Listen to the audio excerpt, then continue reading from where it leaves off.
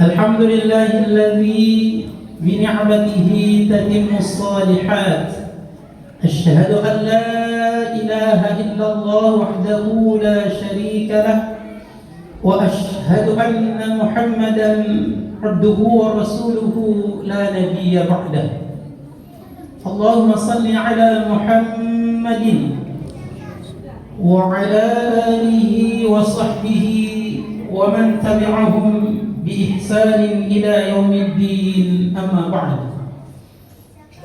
Yang saya hormati segenap pengurus Mushola Al-Fitrah, yang insya Allah mudah-mudahan pengurus dan jamaahnya selalu dalam keberkahan dari Allah Subhanahu wa Ta'ala.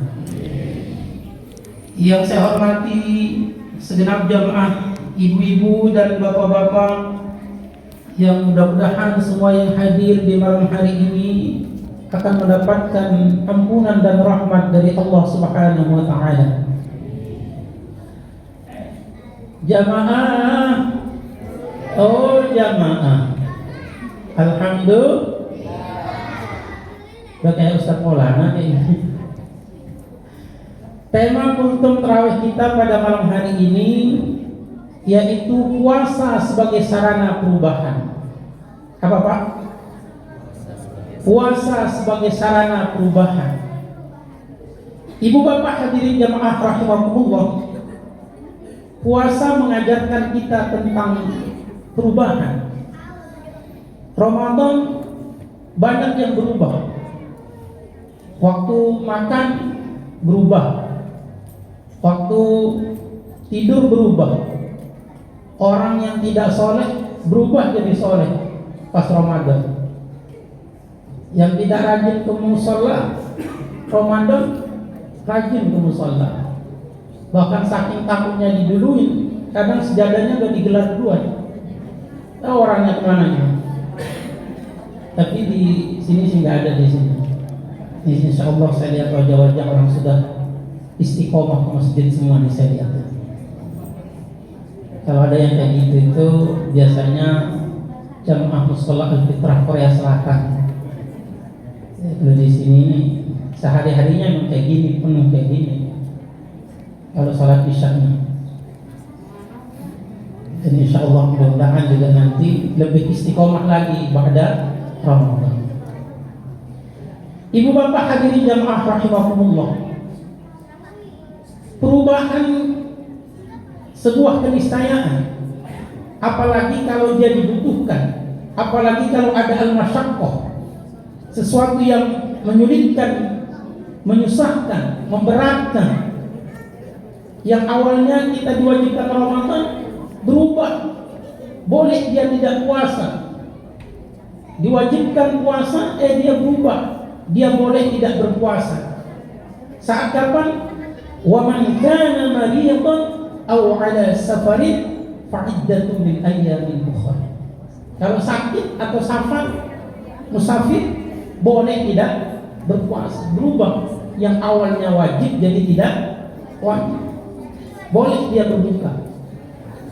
Untuk apa? Yuridullahu bikumul yusra wa la yuridu bikumul usra. Allah menginginkan kebaikan bagimu, Allah tidak menginginkan kesulitan. Allah menginginkan kemudahan bagimu. Maka itulah kenapa dalam kaidah usul fiqh disebutkan al-masyaqqah tajlibut taisir. Kesulitan mendatangkan kemudahan. Di Masjidil Haram yang biasanya sholat tarawihnya 23 rakaat, Pak, itu sekarang berubah jadi 13 rakaat. Di antara alasannya karena terjadi kemacetan yang sangat luar biasa, terjadi kredit yang sangat luar biasa kalau sholatnya terlalu lama. Jadi dirubah ini jadi 13 rakaat. Kalau di Al-Fitrah masih 11 ya Pak. Kalau dirubah jadi 4 rakaat ya. Atau yang 11 kita kerjakan 7 menit ya. Pernah lihat nggak pada orang sholat tarawih 23 rakaat cuma 7 menit loh? Pernah lihat videonya Pak? Itu Masya Allah, itu luar biasa. Al-Fatihahnya itu satu nafas. Bismillahirrahmanirrahim. Dolin, dolinnya dong yang kencang. Itu kalau yang tua itu mah encok-encok dari pinggangmu. Masya Allah. Tapi merubahnya itu karena yang lebih baik. Kalau begitu mah itu sholat apaan? Itu nggak ada tumakninahnya ya. Jadi dirubah itu ke arah yang lebih baik.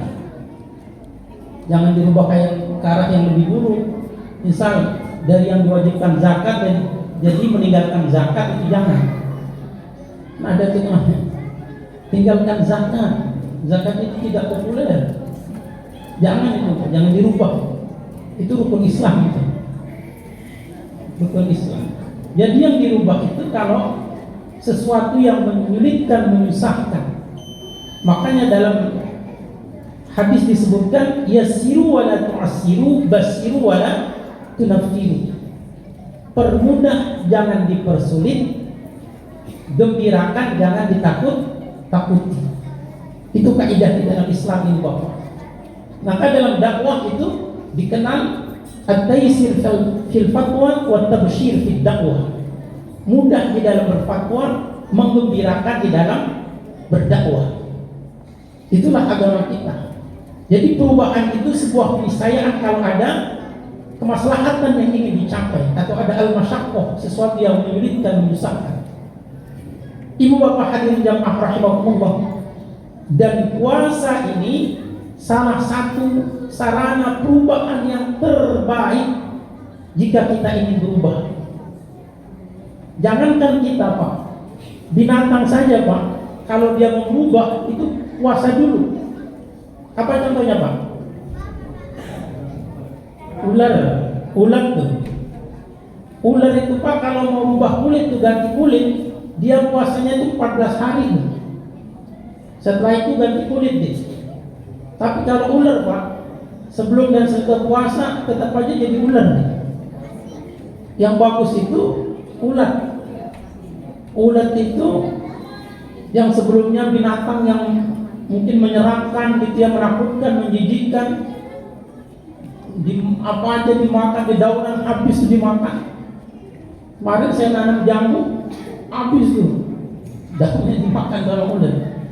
Terakhir pagi saya nanam jeruk, habis juga dimakan sama ulat. Masya Allah. Tapi setelah dia puasa Pak, dia puasanya itu kurang lebih seminggu, berubah jadi kepompong, kemudian jadi kupu-kupu.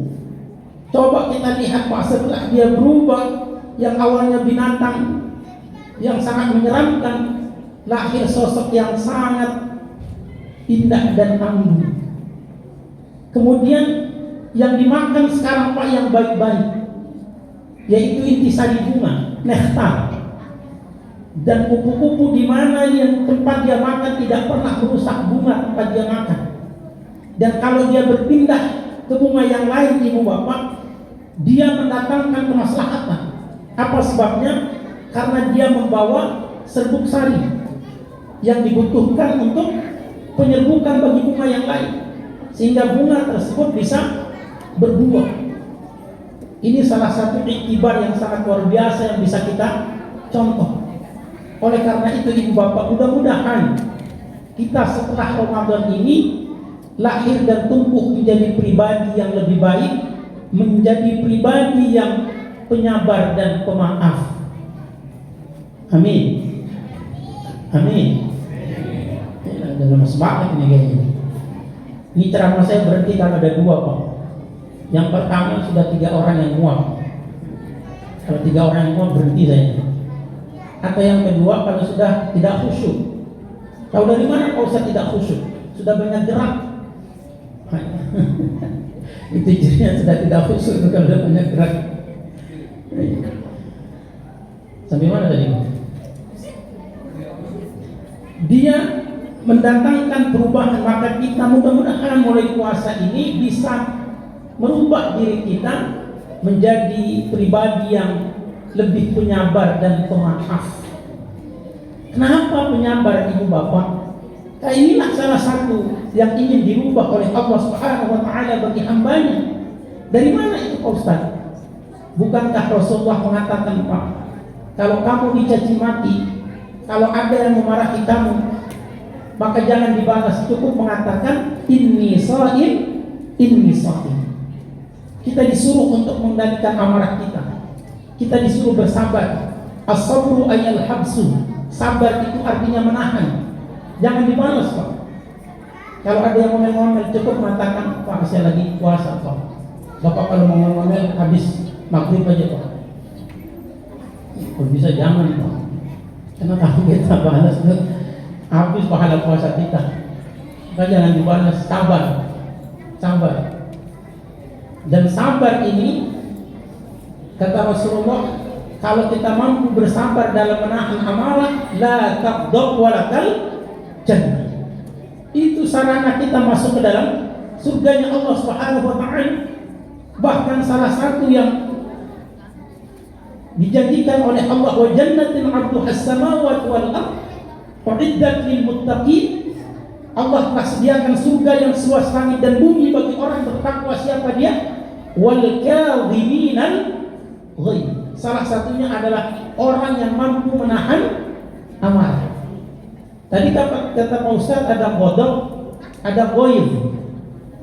Ternyata Pak, di dalam Islam itu marah itu ada dua.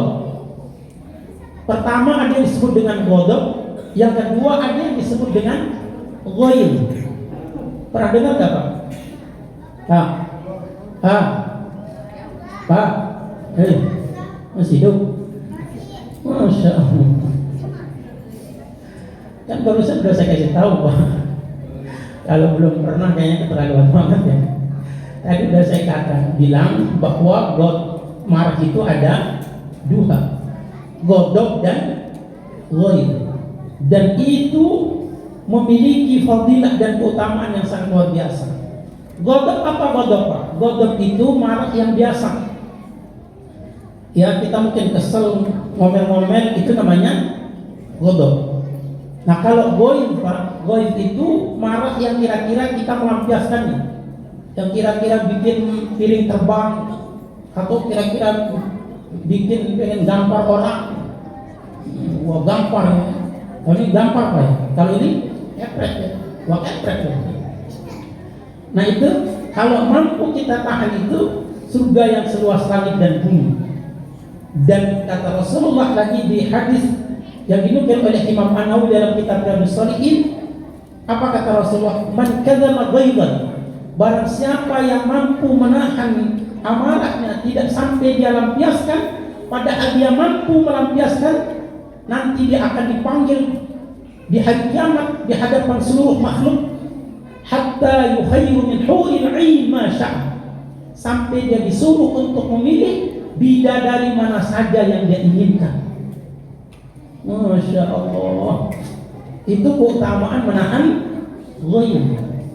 Makanya Pak, sabar aja Pak, sabar Pak. Kalau istri ngomel-ngomel Pak, sabar aja Pak. Bilang aja nanti saya sama bidadari. Tambah ngomel dong Pak Ustaz. Itu keutamaan ghaidh.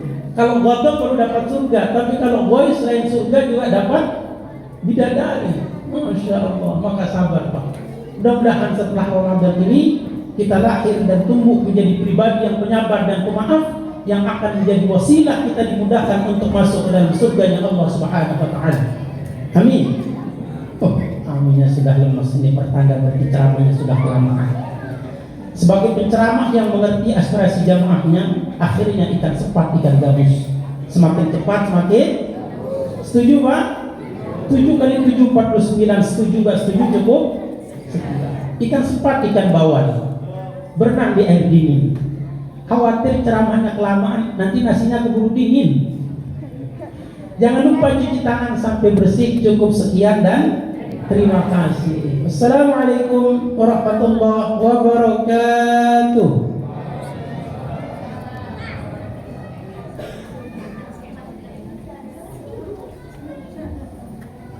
As-salatu